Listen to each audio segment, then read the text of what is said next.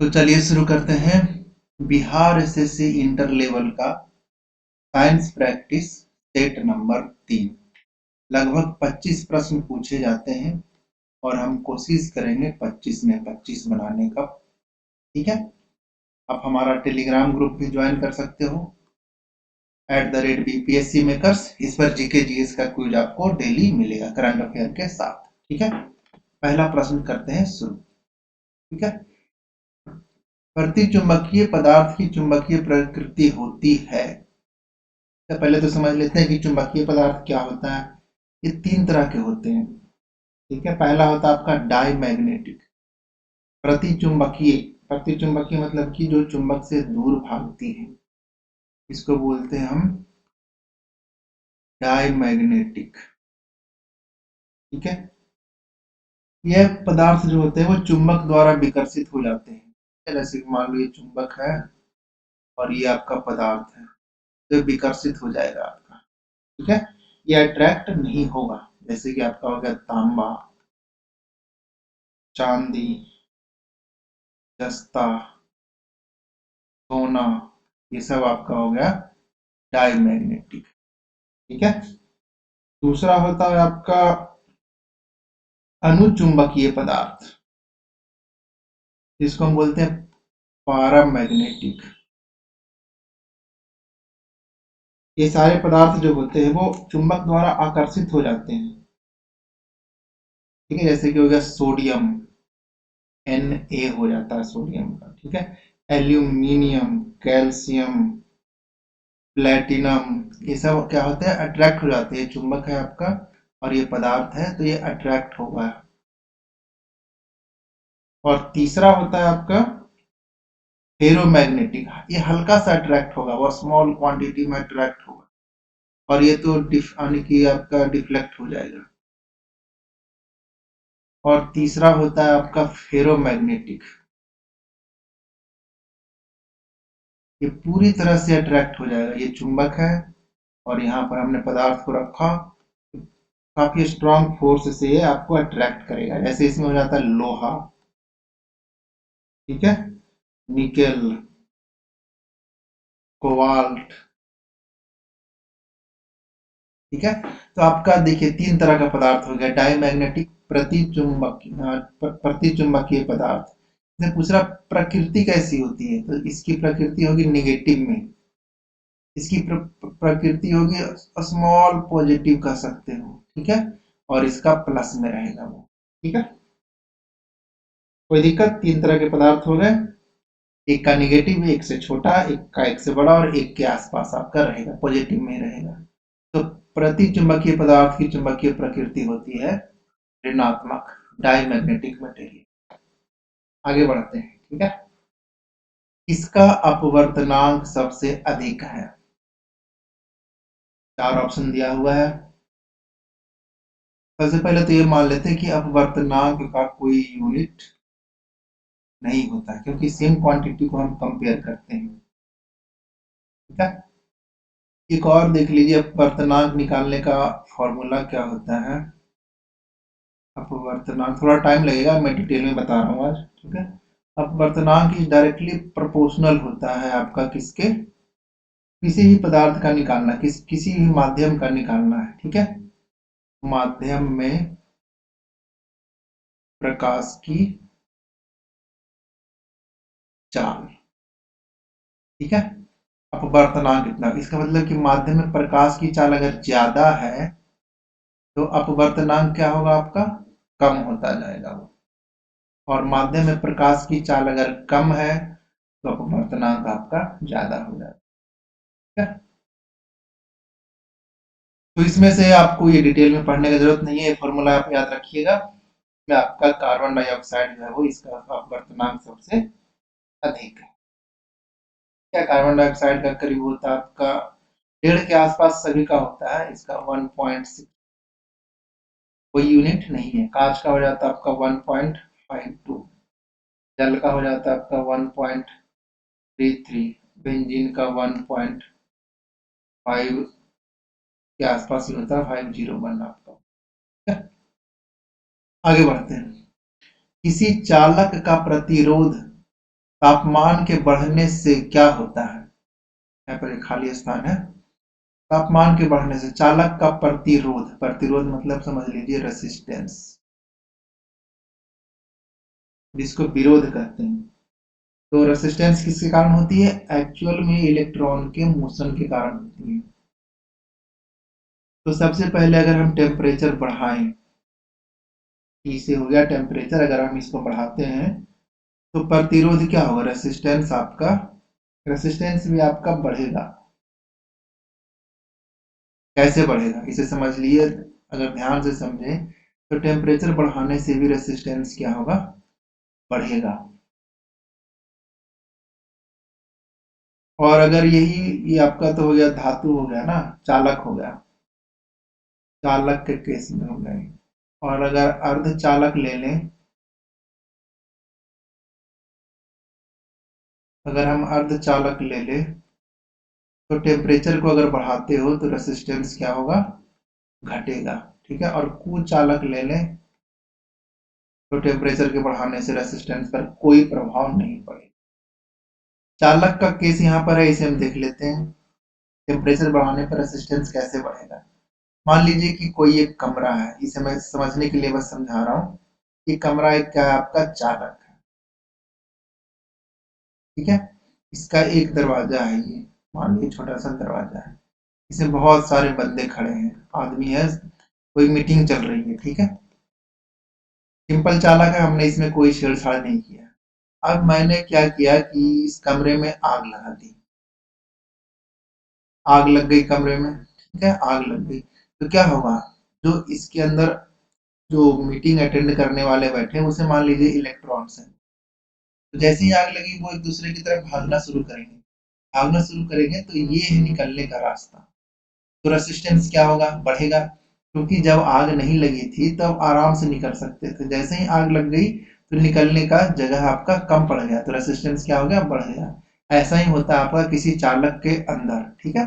जबकि अर्धचालक सेमीकंडक्टर में ये उल्टा होता है, और कुचालक में काफी टेम्परेचर बढ़ाने पे थोड़ा सा प्रभाव पड़ता है। ठीक है। इसका सही उत्तर है ए। पायरोमीटर निम्नलिखित में से किसको मापने के लिए प्रयोग किया जाता है? तो आपका हो जाता है उच्च तापमान। ठीक है। यह 800 डिग्री सेल्सियस से भी अधिक तापमान को माप सकता है। ठीक है। सूरज का जो तापमान है, सूर्य का, हम इससे माप सकते हैं। ठीक है। आगे बढ़ते हैं। जिस तापमान पर तरल का वाष्प, जिस तापमान पर तरल का वाष्प का दबाव ठोस के वाष्प के बराबर होता है, उसे क्या कहते हैं?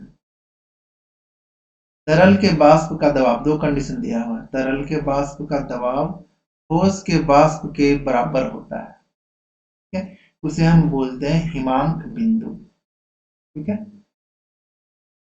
किसी विशेष दाब पर, कोई भी दाब दे दीजिए, प्रेशर दे दीजिए। अगर टेम्परेचर, ये हो गया प्रेशर, ये हो गया टेम्परेचर। ठीक है। इसे हम कांस्टेंट रखते हैं। ठीक है। और प्रेशर हमने दिया हुआ है, तो क्या होगा? कोई भी लिक्विड होगी तो वो क्या होगा? वो अगर मान लो जम जाता है विशेष ताप पर, किसी विशेष दाब पर, सॉरी प्रेशर है ये, किसी विशेष प्रेशर पर नियत ताप पर कोई द्रव जमता हो, उसे हिमांक बिंदु का, कैसे है? प्रेशर हमने, हिमांक बिंदु समझिए क्या होता है। ठीक है। टेम्परेचर क्या होना चाहिए? कांस्टेंट। टेम्परेचर हो गया आपका कांस्टेंट। टेम्परेचर हमने छेड़छाड़ नहीं करना है। अब प्रेशर से हमने छेड़छाड़ करनी है। प्रेशर को हम घटा सकते हैं या फिर बढ़ा सकते हैं। तो जिस प्रेशर पर कोई भी लिक्विड अगर जम जाता है तो उसको हम कहेंगे आपका हिमांक बिंदु। ठीक है। प्रायः जो होता है वो लगभग द्रव्यनांक एवं हिमांक का मान बराबर ही होता है। बर्फ का द्रव्यनांक कितना होता है आपका? 0 डिग्री सेल्सियस होता है, इस पर ये जम जाता है। ठीक है।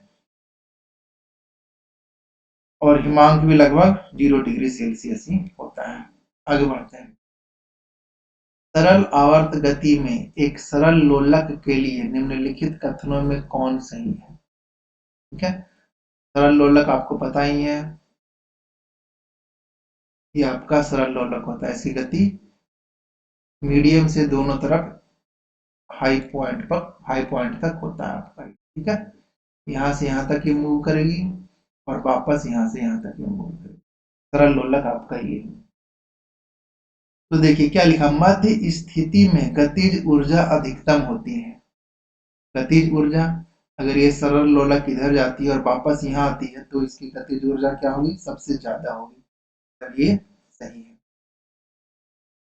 सब चीज ए टू जेड ज्यादा ही होगा। मध्य स्थिति में स्थितिज ऊर्जा अधिकतम होती है, गलत होगा। त्वरण अधिकतम होता है, ये भी गलत है आपका, ठीक है। सभी सही है, भी गलत है आपका, ठीक है।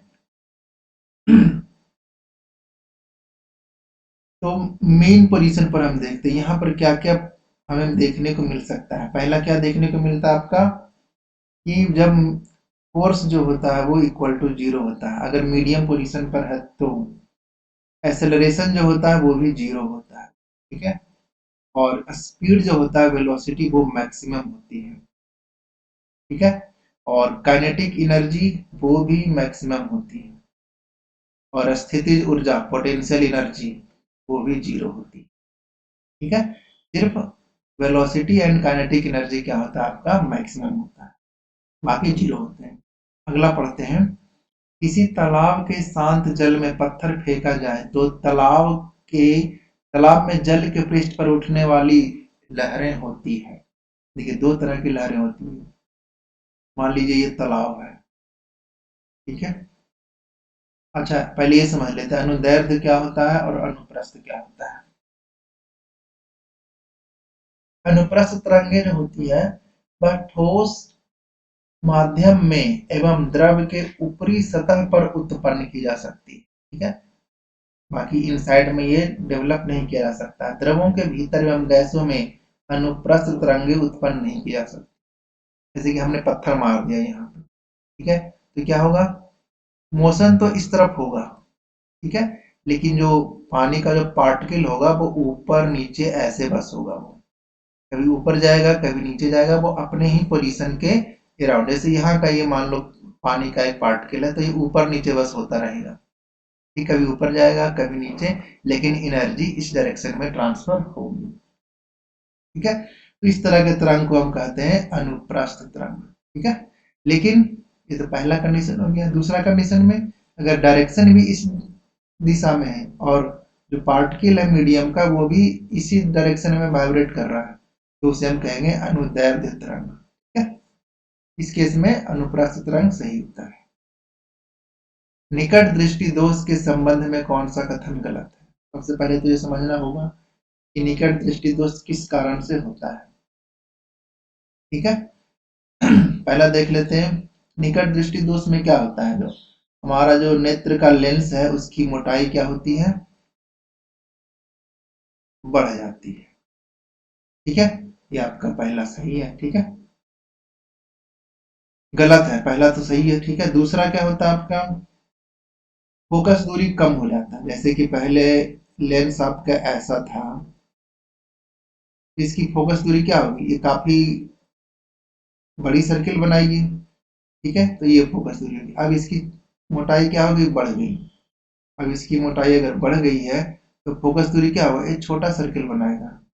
छोटा सर्किल बनाएगा तो फोकस दूरी क्या हो जाएगी, कम हो जाएगी, ठीक है। तो अगर मोटाई बढ़ती है तो फोकस दूरी क्या हो जाएगी, फोकस दूरी कम जाएगी, ये भी सही है, ठीक है।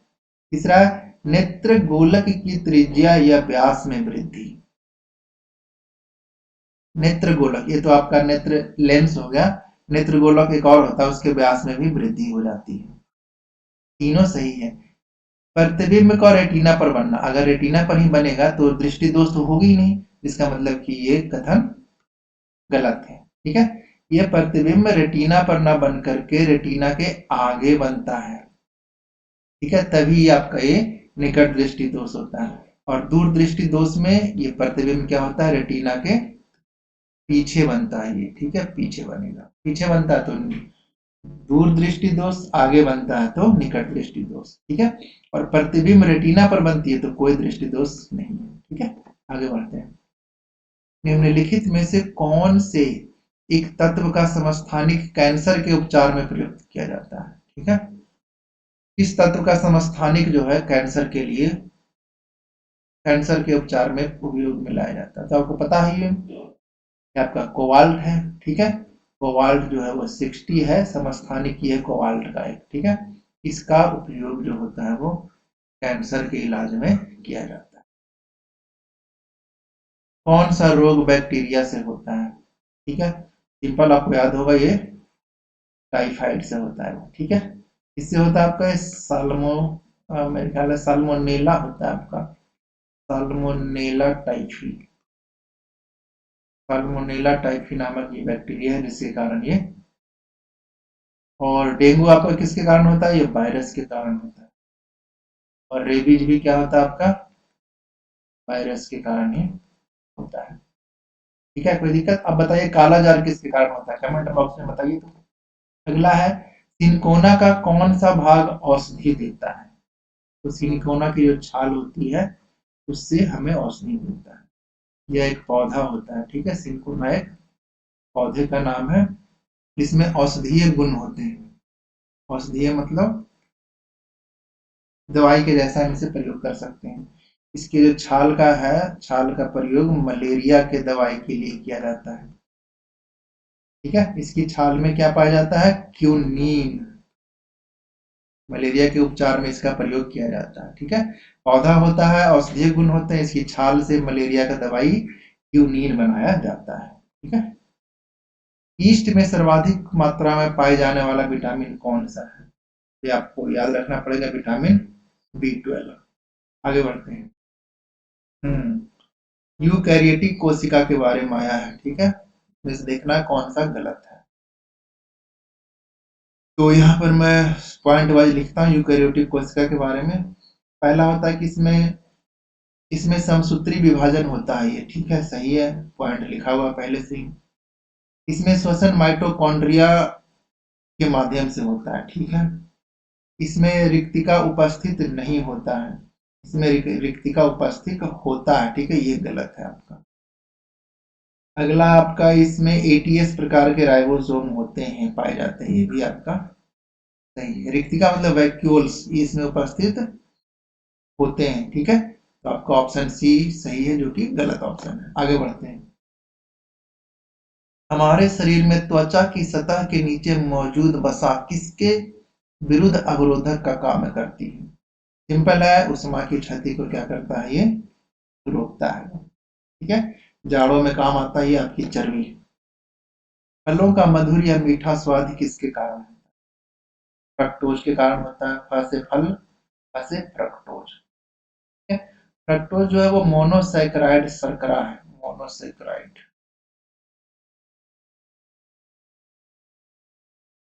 है तो सारे शर्करा ही, लेकिन ये मोनोसैकेराइड शर्करा है, जो कि फल की प्रकृति को कैसे बना देता है? मीठा बना देता है वो। ठीक है, इसे फल का शर्करा भी कहा जाता है। फल का चीनी, शर्करा मतलब चीनी होती है। ठीक है, लैक्टोज आपको पता है क्या होता है आपका?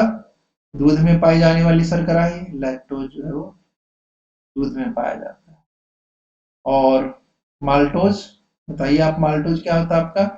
माल्टोज शर्करा को अनाजों से प्राप्त किया जाता है। ठीक है, अनाजों में मिलता है। तो इस ऑप्शन का, इस प्रश्न का सही उत्तर है ऑप्शन ए। नाइट्रोजन किसका अनिवार्य घटक होता है? नाइट्रोजन सभी प्रोटीनों का, विटामिनों का नहीं, सही प्रोटीनों का अनिवार्य घटक होता है। प्रोटीन का आणविक यौगिक जो होता है वो, कोई भी प्रोटीन आप ले लीजिए, ठीक है, वो बना होता है आपका कार्बन से, हाइड्रोजन से, ऑक्सीजन से और नाइट्रोजन से। प्रोटीन का जो बेसिक स्ट्रक्चर होता है वो इन चारों से मिलकर के बना होता है। ठीक है, कौन सा सत्य फल है? ट्रू फ्रूट किसे कह सकते हैं? ठीक है, आम जो है आपका सत्य फल है। ठीक है, अब ये सत्य फल क्या होता है? ठीक है, आपको समझ में नहीं आएगा, चलो मैं फिर भी बता देता हूँ। वैसा फल जिसके बनने में पुष्प का केवल अंडाशय ही भाग लेता है। उसे हम सत्य फल कहते हैं। जैसे कि अंगूर हो गया आपका, मटर हो गया, आम हो गया। ठीक है, तो आम इसमें एक ऑप्शन है। ठीक है, आगे बढ़ते हैं। कौन सा सही सुमेलित नहीं है? ठीक है, कोशिका सिद्धांत किसने दिया था? रॉबर्ट हुक ने दिया था? नहीं, ये आप ऑप्शन बताओ। ये गलत ऑप्शन, ये गलत सुमेलित है। ठीक है, लाइसोसोम, डी डुबे सही है। इंसुलिन आपका बेंटिंग एंड बेस्ट सही है। रक्त परिसंचरण विलियम हार्वे। कोशिका सिद्धांत किसने दिया था? आपको याद होना चाहिए। कोशिका सिद्धांत दिया था स्लाइडेन और स्वान, ये दोनों ने मिलकर के इसका सिद्धांत दिया था। कोशिका शब्द का प्रयोग सबसे पहले रॉबर्ट हुक ने किया था, लेकिन इसका सिद्धांत स्लाइडेन और स्वान ने दिया था। किसी तत्व का परमाणु संख्या 17 है और द्रव्यमान संख्या 36 है, तो उसके न्यूक्लियस में न्यूट्रॉनों की संख्या क्या होगी? ठीक है, परमाणु संख्या, परमाणु संख्या 17 और द्रव्यमान है आपका, इस परमाणु संख्या तो सिर्फ ये इलेक्ट्रॉन है, और द्रव्यमान है तो प्रोटॉन प्लस न्यूट्रॉन है। पूछ क्या रहा है? न्यूट्रॉनों की संख्या। तो जितने प्रोटॉन होते हैं उतने ही क्या होते हैं? इलेक्ट्रॉन होते हैं। तो 36 में से अगर 17 माइनस कर दें तो आपका ये आ जाएगा 19। 19 क्या हो गया आपके? न्यूट्रॉनों की संख्या। ऑप्शन बी सही उत्तर है।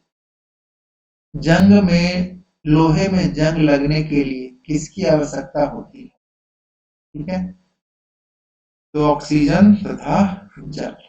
ठीक है, ऑक्सीजन तथा जल की उपस्थिति में ऑक्सीकरण की अभिक्रिया के ही फलस्वरूप लोहे के ऊपर आप देखते होंगे लाल लाल भूरे रंग का एक परत जम जाता है, जिसे हम लोहे में जंग लगना कहते हैं। ठीक है, ये जो जंग होता है इसे हम कहते हैं Fe2O3। ठीक है, इसे ही जंग कहते हैं।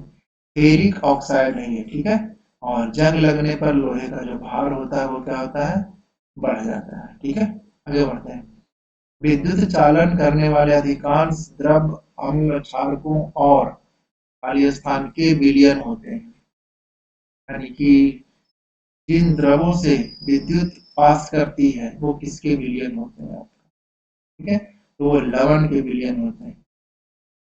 ठीक है, अधिकांश द्रव जो विद्युत को अपने से पास करते हैं वे लवण के जलीय विलयन होते हैं। जैसे NaCl जो नमक है, उसको आप पानी में घोल दीजिए, उसके बाद करंट पास कीजिए, आपको करंट लगेगा। ठीक है, उसमें नमक होगा तो करंट लगेगा ही लगेगा।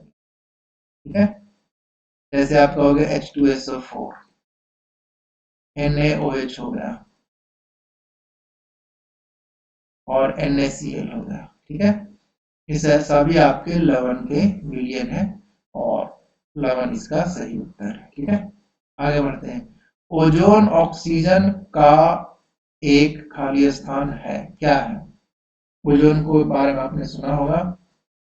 ओजोन को हम डिनोट करते हैं O3 से। ठीक है, ऑक्सीजन का ही यह एक अपरूप है।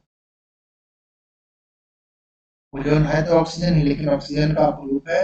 यह एक गैस है जो कि सूर्य से आने वाली पराबैंगनी किरणों को रोकता है। यह त्रिपरमाणुक होती है, ऑक्सीजन के 3 अणु मिलकर के एक ओजोन बनाता है। ठीक है, तो ये क्या है? आपका अपरूप है। आगे बढ़ते हैं। किसका ज्वलन ताप सबसे कम है? ज्वलन ताप सबसे कम है मतलब कि आसानी से